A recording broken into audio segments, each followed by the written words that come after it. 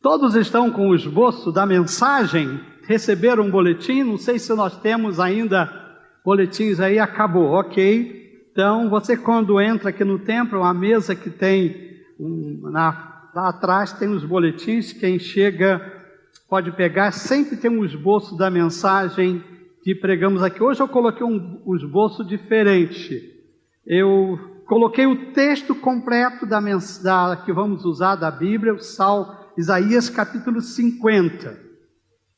Deixe-me dizer por que escolhi, ou que Deus me colocou no meu coração esse texto.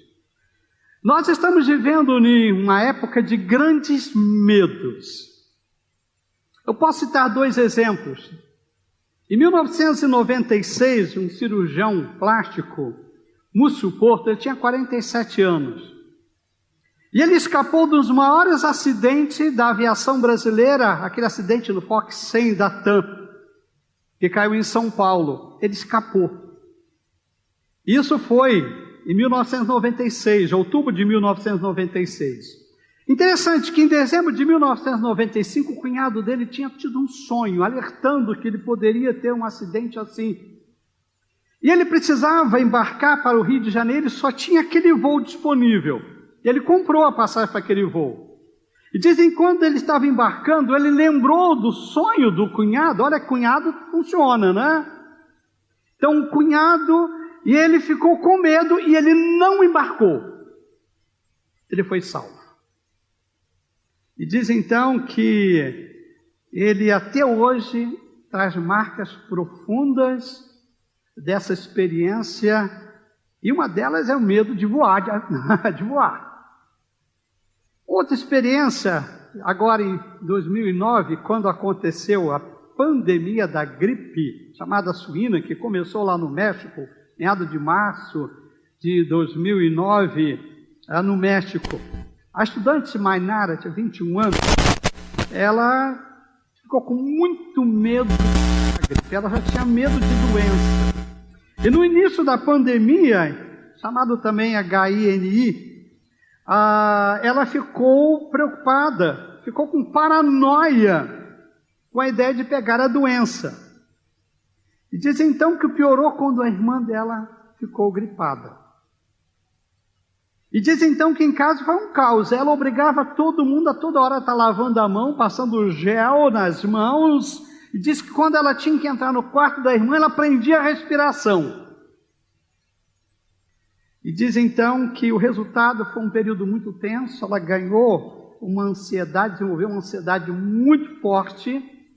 E até hoje ela sofre com isso e ainda tem medo também de avião. Percebe, irmãos, que novas doenças contagiosas estão surgindo e são assustadoras. Não é isso? Assustam porque elas são desconhecidas, elas são imprevisíveis. O surto que estamos vivendo agora, está em curso aí do coronavírus ou Covid-19, e está sendo amplamente divulgado na mídia, com a cobertura muito intensa, tem trazido muitas incertezas, muitos medos, e produz realmente medo nas pessoas. Existe um estudo, um sociólogo, já citei aqui uma das mensagens de um sociólogo polonês chamado Zygmunt Bauman. Ele escreveu vários livros, vários tratados sobre a insegurança, sobre a indeterminação, sobre a liquidez do mundo. Ele tem essa tese. E ele escreveu um livro chamado Medo Líquido. E uma mestranda da Universidade Federal de Goiás, ela escreveu um artigo científico produzido na revista da universidade, a Nájila Frattari, sobre esse trabalho do Bauman. Eu vou ler uma partezinha só para vocês se situarem. Diz assim: segundo Bauman, em nossa época extremamente carente de certezas, proteção e segurança, os medos são muitos e indissociáveis da vida humana. Tememos a violência urbana, as catástrofes naturais, o desemprego, as epidemias, o terrorismo, a exclusão. Como consequência disso, Buscamos incansavelmente a atualização profissional e o acúmulo de conhecimento. Nos fechamos em nossas casas cada vez mais equipadas com sofisticado sistema de segurança, mas nem por isso capazes de nos proporcionar alívio e conforto diante dos nossos temores. Dirigimos carros blindados, evitamos espaços públicos e o contato com o estranho, os quais nos parecem cada vez mais ameaçadores e aterrorizantes.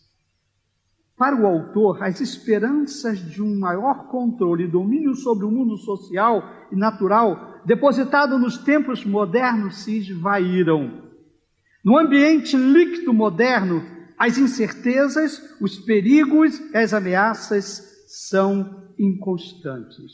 Então, por isso, esse medo líquido que nós vivemos. E nós estamos vivendo intensamente essas incertezas desse mundo que nós estamos agora vivenciando. E eu estava pensando sobre isso e fazendo uma conexão com o que a Bíblia fala. Nós estamos andando em caminhos escuros. E lendo o texto de Isaías, capítulo 50, que está impresso aí no boletim de vocês, me chamou a atenção o final do capítulo, onde fala que nós devemos buscar a Deus quando não houver luz alguma. Quando estivermos andando no escuro, nós temos que buscar ao Senhor. Eu vou fazer a leitura do texto, eu publiquei aí, vou utilizar a nova tradução na linguagem de hoje. Se você tem sua Bíblia, pode abrir, se está com o boletim, pode acompanhar a leitura que farei então do texto da palavra de Deus em Isaías capítulo 50. Diz assim: o Senhor Deus diz ao seu povo: será que vocês acham que eu os mandei embora como um homem manda embora a sua esposa? Então, onde está esse documento de divórcio? Ou acha que eu os vendi como escravo a fim de pagar as minhas dívidas? Não! Vocês foram levados prisioneiros por causa dos seus pecados. Eu os mandei embora por causa das suas maldades. Por que é que ninguém foi me encontrar quando eu vim salvá-los? Por que ninguém respondeu quando eu chamei? Será que agora não tenho poder para salvá-los? Será que já perdi toda a minha força? Não. É só eu dar uma ordem, o mar seca. Faço os rios virarem um deserto, assim por falta de água os peixes morrem de sede e começam a cheirar mal. Posso cobrir de escuridão o céu, posso fazê-lo vestir roupa de luto. O Senhor Deus me ensina o que devo dizer, a fim de animar os que estão cansados. Todas as manhãs Ele faz com que eu tenha vontade de ouvir com atenção o que Ele vai dizer. O Senhor Deus me deu entendimento e eu não me revoltei, nem fugi dele. Ofereci as minhas costas aos que me batiam e o rosto aos que arrancavam a minha barba. Não tentei me esconder quando me xingavam e cuspiam no meu rosto. Mas eu não me sinto envergonhado, pois o Senhor Deus me ajuda. Por isso eu fico firme como uma rocha e sei que não serei humilhado, pois o meu defensor está perto. Alguém tem uma causa contra mim? Então vamos juntos ao tribunal. Alguém quer me processar? Que venha e apresente a sua acusação. O Senhor Deus é quem me defende. E por isso ninguém poderá me condenar. Todos os meus inimigos desaparecerão, serão como um vestido que as traças destroem. Escutem, vocês que temem o Senhor. Obedeçam às ordens do seu servo. Se o caminho em que andam é escuro, sem nenhum raio de luz, confiem no Senhor. Ponham a sua esperança no seu Deus. Mas vocês que acendem uma fogueira e se armam com flechas incendiárias, todos vocês cairão no fogo que acenderam e serão mortos pelas suas próprias flechas. O Senhor mandará esse castigo. Um sofrimento horrível os espera. Dizer amém agora é complicado, né? Quer dizer amém, assim seja. Não quero dizer assim seja, né? Mas interessante, irmãos, o profeta Isaías, ele foi um dos maiores profetas do Antigo Testamento, ao menos o livro dele é muito grande. Ele viveu na época dos profetas também Amós, Oséias, Miqueias, e ele começou o seu ministério por volta do ano 740 a.C. E ele começou seu ministério quando seu amigo, o rei Uzias, morreu. E ele reinou, ele profetizou durante o período de 4 reis de Judá. Ele morreu no ano de 681 a.C. Isaías morava em Judá. Provavelmente ele era um profeta que vivia na corte. Ele era um profeta, vamos assim, meio diplomata. E a nação de Judá vivia constantemente sob a ameaça do Egito e da Assíria. Eles viviam essa preocupação o tempo todo. Havia um medo, porque a Judá já havia se tornado um reino de segunda categoria, já não era aquele grande império de Davi e de Salomão, já não causava medo. Eles viviam agora com medo. Então Isaías pregavam dizendo, olha, vocês têm que se arrepender dos pecados de vocês têm que parar de cometer os pecados, cometer injustiças, para que Deus possa proteger vocês. Se vocês não se arrependerem dos seus pecados, Deus não vai proteger vocês. E a mensagem dele, depois de Jeremias, seguinte, foi exatamente essa, olha, se arrependam, porque senão vocês vão ser levados para o cativeiro. 100 anos depois, então, eles não se arrependeram, eles foram levados para o cativeiro na Babilônia. O livro de Isaías tem 66 capítulos.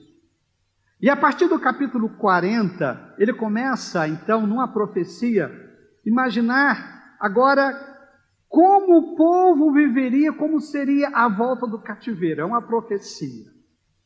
Então eu quero ler o capítulo 5, li o capítulo 50, eu dividi esse capítulo 50 em 3 partes. E eu gostaria que vocês analisassem comigo, é lógico que não dá para aprofundar, porque é muita coisa aí, mas eu quero chamar a atenção de pelo menos 3 coisas em 3 grandes grupos. Primeira coisa, o capítulo 1, capítulo 50, versículo de 1 a 3, fala do relacionamento do povo de Deus com Deus, do povo judeu com Deus. E ele diz o seguinte, eu vou reler. O Senhor diz ao seu povo, será que vocês acham que eu os mandei embora? Como um homem manda embora a sua mulher? Ou onde está o documento de divórcio? Ou acham que eu os vendi como escravos a fim de pagar as minhas dívidas? Não! Vocês foram levados prisioneiro por causa dos seus pecados. Eu os mandei embora por causa das suas maldades.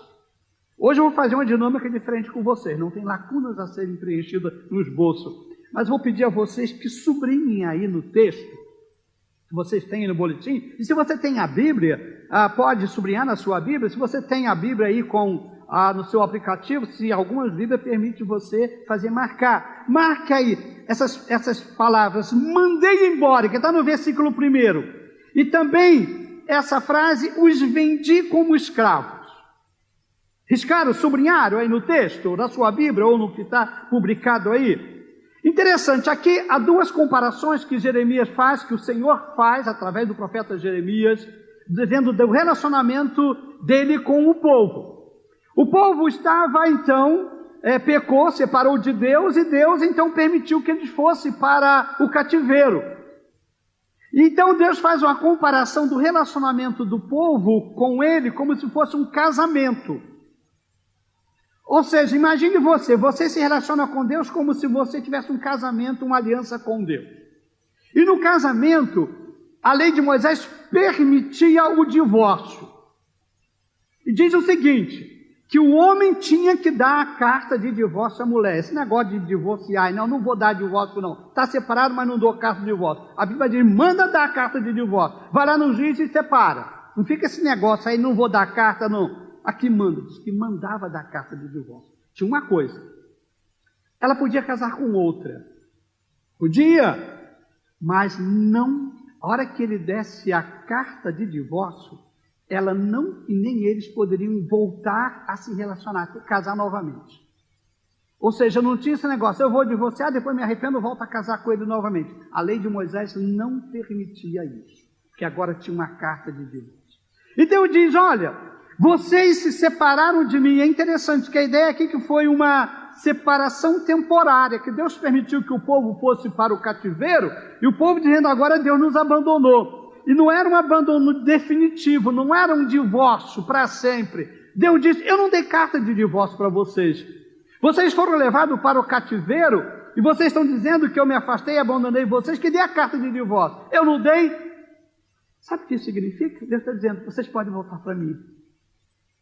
Eu não dei carta de divórcio para vocês, portanto, nós podemos voltar a nos relacionar. Povo de Israel, vocês podem voltar para mim.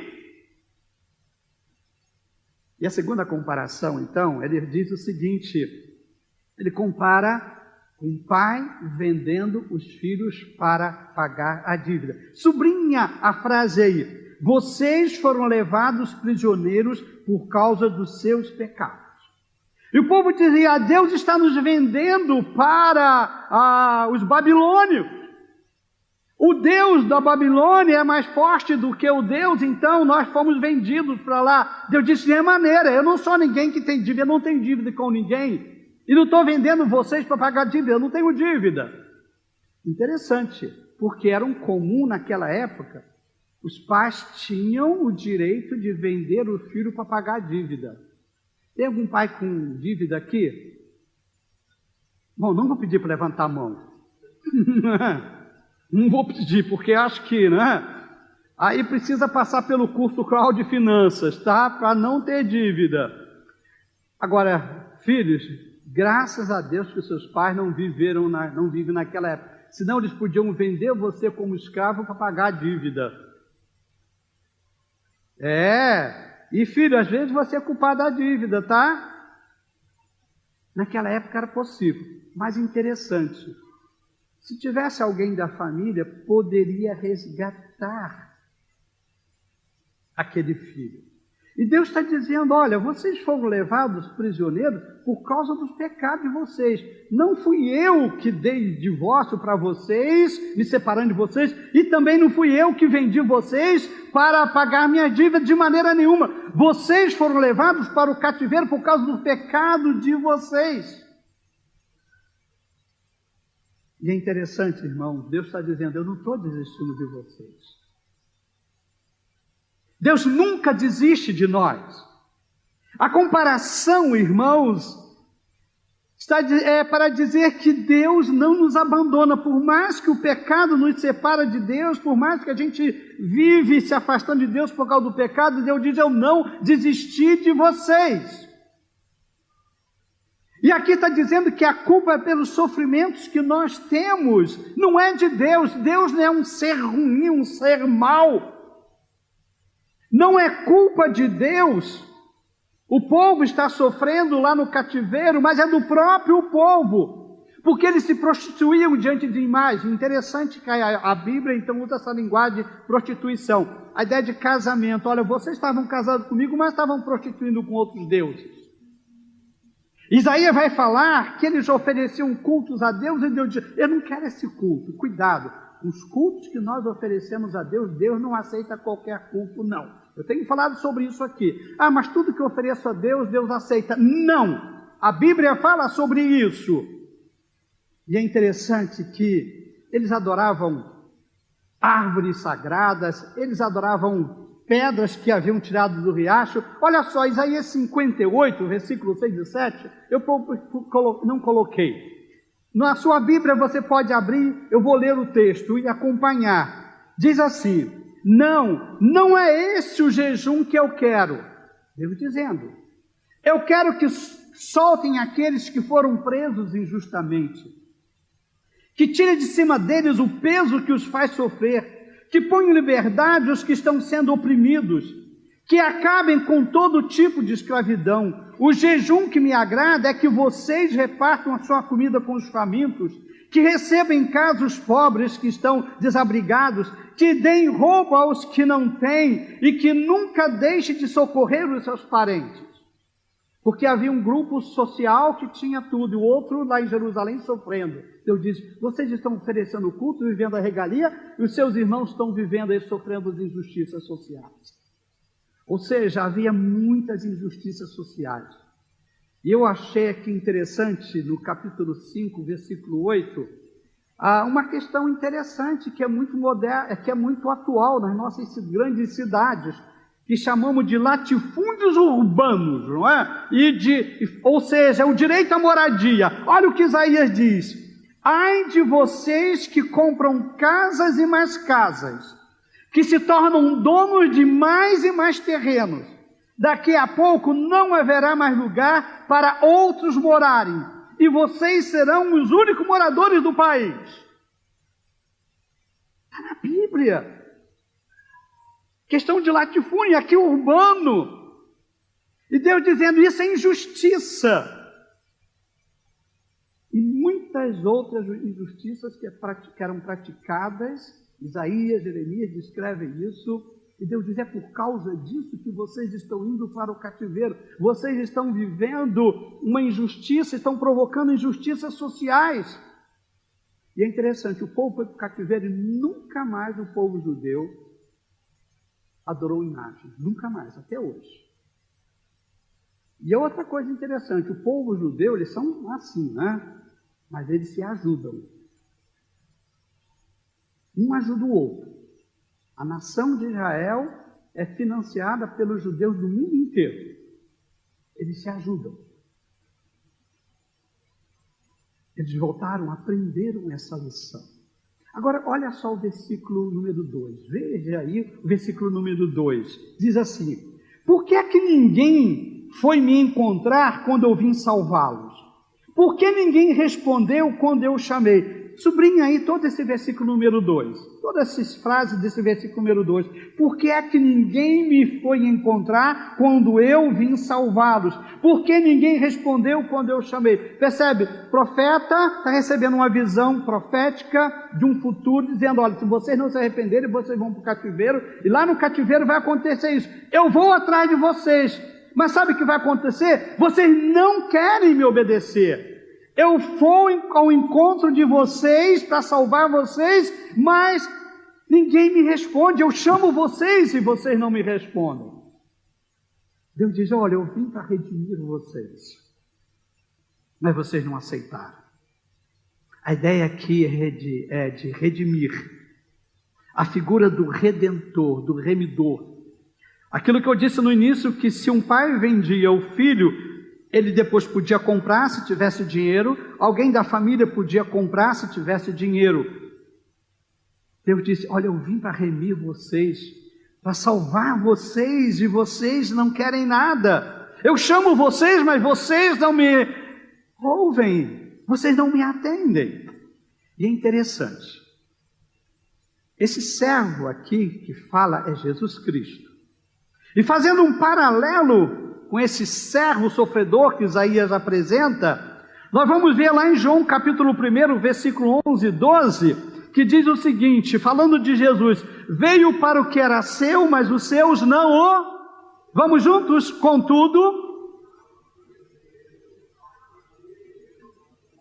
deu-lhes o direito de se tornarem filhos de Deus. E olha só, cerca de 600 anos antes, 600, 700, dependendo do período, Isaías profetizando sobre Jesus, e ele dizia: olha, eu venho para remir vocês e vocês não querem. Isso lá no cativeiro. E agora, fazendo uma profecia messiânica em 50 ele diz: olha, Jesus veio também para os seus, mas os seus não aceitaram. Os judeus até hoje negam a Jesus Cristo. E até hoje, milhões e milhões de pessoas não aceitam Jesus Cristo. Mas, aos que creram em seu nome, deu-lhes o direito de se tornarem filhos de Deus. Deus estava, através do profeta Jeremias, dizendo: gente, eu estou alertando vocês. Os versículos 2 e 3, olha aí no seu texto, diz o seguinte: será que agora não tenho poder para salvá-los? Será que já perdi a minha força? Não! É só eu dar uma ordem, o mar seca, faço os rios virarem um deserto, assim por falta de água os peixes morrem de sede e começam a cheirar mal. Posso cobrir de escuridão o céu, posso fazê-lo vestir roupa de luto. Sublinha aí o texto de vocês. Será que agora não tenho poder para salvá-los? Porque o povo dizia o seguinte: o nosso Deus é fraco, o Deus dos babilônios é mais forte. E muitos debandaram para o lado dos babilônicos. Mas por que dizendo Deus nosso é fraco? Nosso Deus não tem poder nenhum. Olha o que está acontecendo com o nosso país. Deus diz: vocês estão dizendo que eu não tenho poder?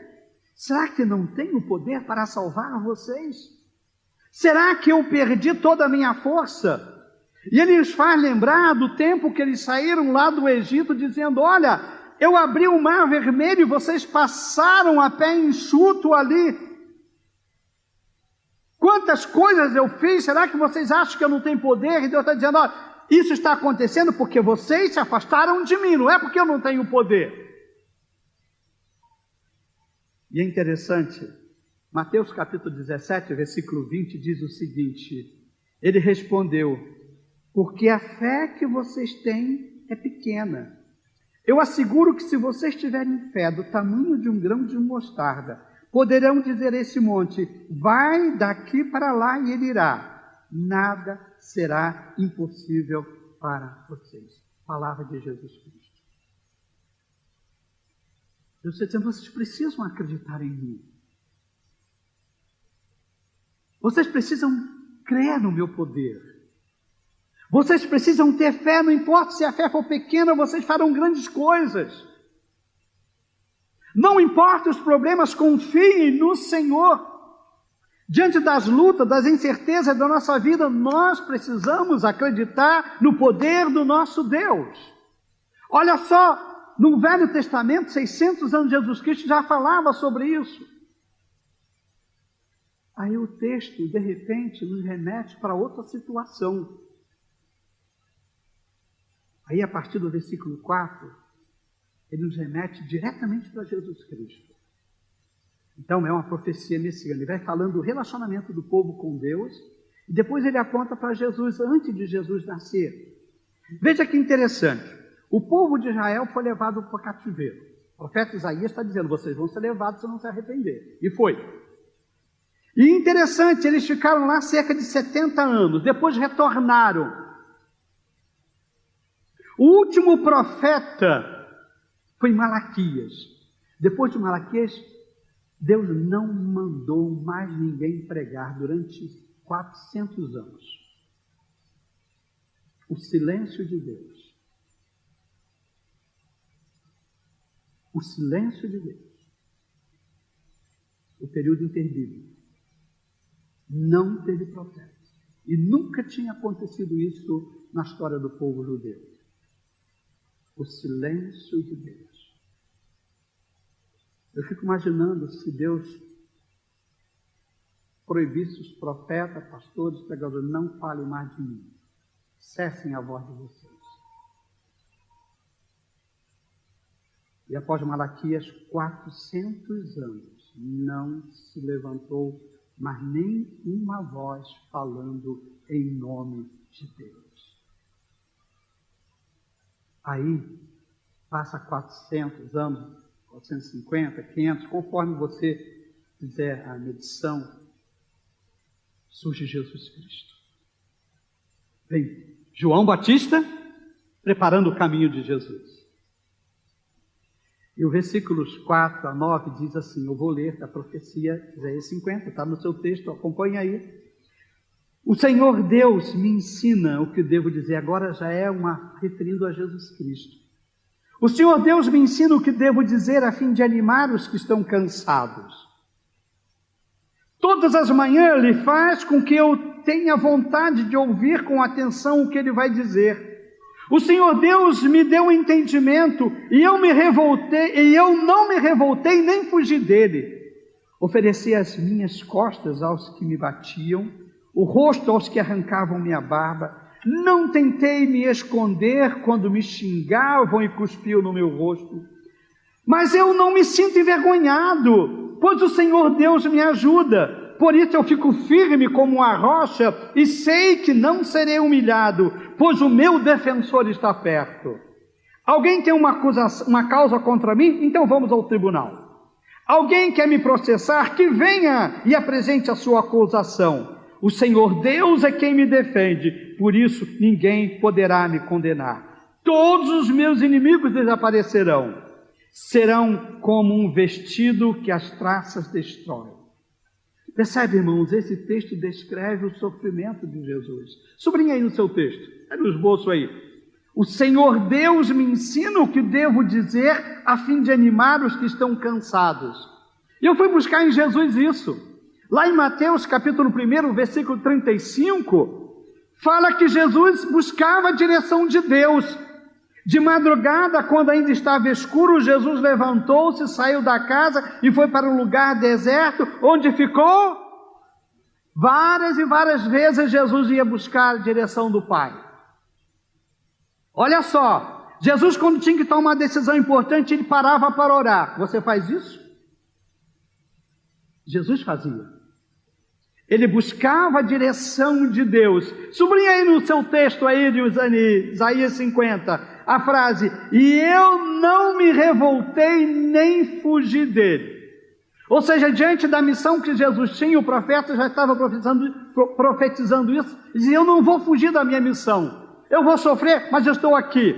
Lá em Mateus capítulo 28, versículo 39, quando Jesus está no Getsêmani, diz o seguinte: indo um pouco mais adiante, prostrou-se com o rosto em terra e orou: meu Pai, se for possível, afasta de mim esse cálice, contudo não seja como eu quero, mas sim como tu queres.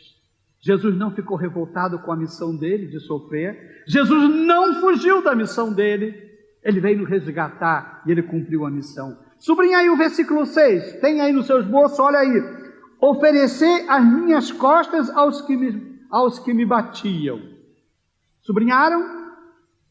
Ofereci as minhas costas aos que me batiam. Agora, vamos lá para Mateus capítulo 27, versículo 28. Então Pilatos soltou-lhes Barrabás, mandou açoitar Jesus e o entregou para ser crucificado. Sabemos que outro texto diz que ele foi cuspiram no rosto de Jesus, bateram nele, judiaram de Jesus Cristo. E a profecia já disse que iria sofrer tudo isso. Mas eu quero chamar a atenção de vocês para o versículo número 9. Sublinha aí no seu texto: o Senhor Deus é quem me defende, e por isso ninguém poderá me condenar. Olha que interessante, mas ele foi condenado? Não. Olha o que diz Mateus capítulo 26, versículos 52 e 53. Disse Jesus: guarde essa espada. Falando para aqueles discípulos dele que queria defender Jesus na hora que estava sendo preso. Ele disse: guarde essa espada, pois todos os que empunham a espada, pela espada morrerão. Você acha que eu não posso pedir ao meu Pai, e Ele não colocaria imediatamente à minha disposição mais de 12 legiões de anjos? Olha, 2 anjos destruíram Sodoma e Gomorra, agora imagina uma legião, 12 legiões. Jesus disse: eu não preciso que ninguém me defenda, eu posso pedir ao Pai, Ele me defende. Eu estou no caminho da minha cumprir a minha missão. Se é sofrimento, faz parte, eu vou até o fim. João capítulo 10, versículo 17 diz o seguinte: por isso é que meu Pai me ama, porque eu dou a minha vida para retomá-la. Ninguém a tira de mim, mas eu a dou por minha espontânea vontade. Tenho autoridade para dá-la e para retomá-la. Esta é a ordem que recebi do meu Pai. Ou seja, Jesus foi crucificado porque Ele permitiu isso. E é interessante, Isaías vai dizer que, olha, Deus me defende. Agora, olha que interessante, a defesa de Deus para Jesus foi: cumpra a sua missão. Eu vou defender para você cumprir a sua missão, que seria a morte, sofrimento. Porque Ele veio nos resgatar. Jesus é o nosso remidor. Todos nós pecamos, Ele é o nosso Salvador. Isaías vai dizer lá no capítulo 9, versículo 2, vamos ler juntos? Isaías capítulo 9, 2, vamos juntos. O povo que caminhava em trevas viu uma grande luz. Sobre os que viviam na terra da sombra da morte, Isaías diz, o povo vive em trevas, vive em escuridão. E é interessante, irmãos, Mateus capítulo 4, versículos 16 e 17, Mateus 4, 16 e 17, eu acho que eu não coloquei isso no telão. Quando Jesus veio, olha o que é dito de Jesus. O povo que vivia em trevas viu uma grande luz. Sobre os que viviam na terra da sombra da morte raiou a luz. Daí em diante Jesus começou a pregar, arrependam-se, pois o reino de Deus está próximo. O povo vivia em trevas, já no tempo de Isaías, no tempo de Jesus, 400 anos sem nenhuma voz profética, silêncio de Deus. Jesus surge, João surge, dizendo, arrependam-se, vocês precisam se arrepender dos seus pecados. Eu vim para resgatar vocês, vocês foram do cativeiro por causa do pecado. Arrependam-se. Irmãos, nós vivemos num mundo contaminado do pecado. Nós vivemos num mundo contaminado. As doenças, as tantas inseguranças que vivemos nessa iliquidez por causa do coração do homem que vive longe de Deus, a maldade que está no coração de Deus. E o que Deus faz por nós hoje? Veja os 2 versículos finais que estão aí no seu texto. Há 2 mensagens finais aí. Uma para os que acreditam em Deus e buscam a Deus. E outra mensagem para os que deixam Deus de lado. Então, o profeta Isaías diz assim, eu vou ler. Isaías, então, os versículos 10 e versículo 11. Escutem vocês que temem o Senhor. Obedeçam às ordens do seu servo, Jesus. Se o caminho em que andam é escuro, sem nenhum raio de luz, o que faz? O que está escrito aí? Confiem no Senhor. Ponham a sua esperança no seu Deus. Aí o versículo 11 diz, mas vocês que acendem fogueira e se armam com flechas incendiárias, todos vocês cairão no fogo que acendem e serão mortos pelas suas próprias flechas.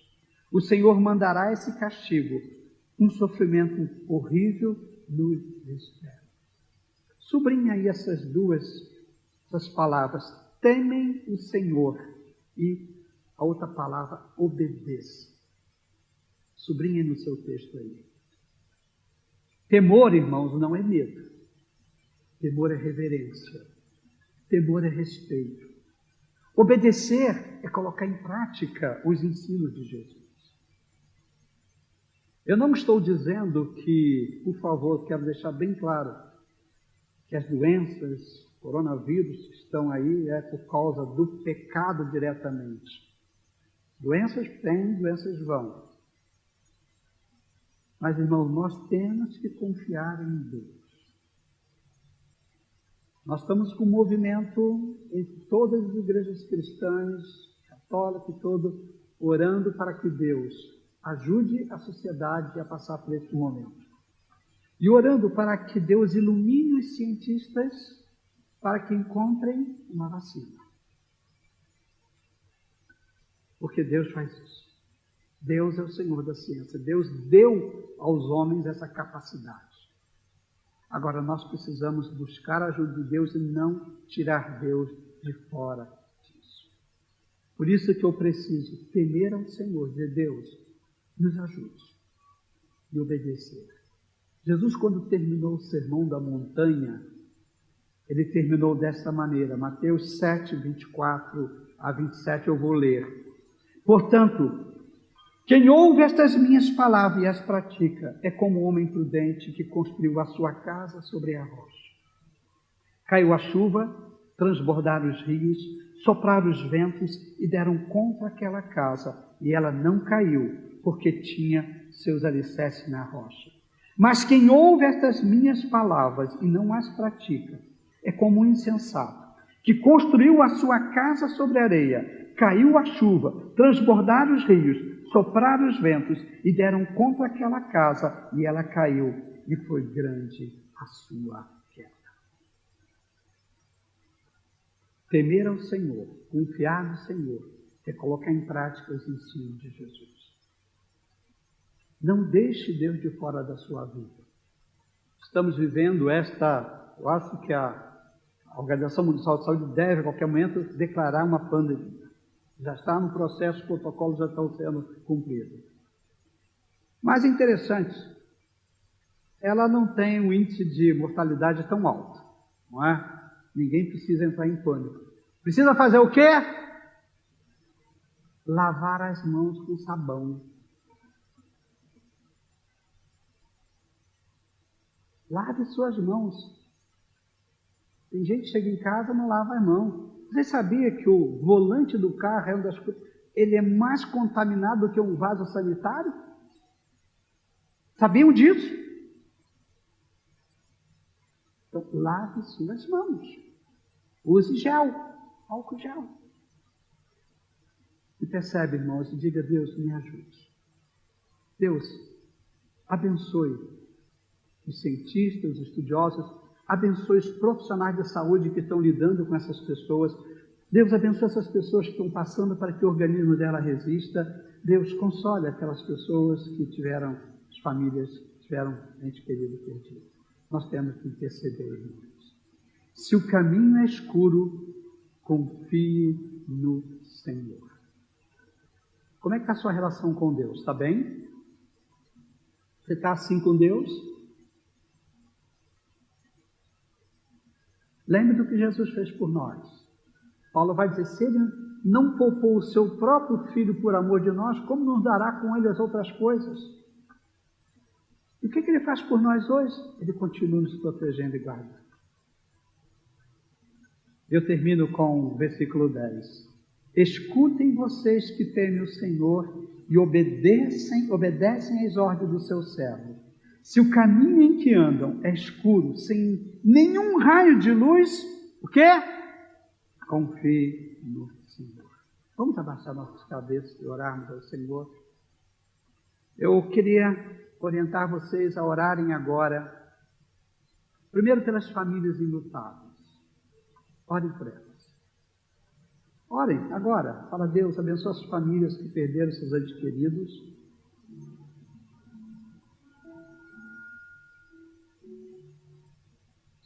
Eu queria que vocês orassem para aquelas pessoas que estão com o vírus.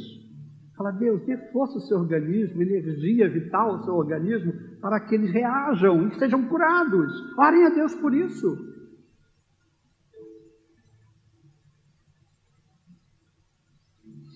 Ore a Deus pelos profissionais de saúde, grandes equipes, multi-equipes que estão cuidando desses doentes. Eles estão bem próximo deles, usando aquelas máscaras difíceis. Ore por eles. Deus, sustenta eles. Ore por eles.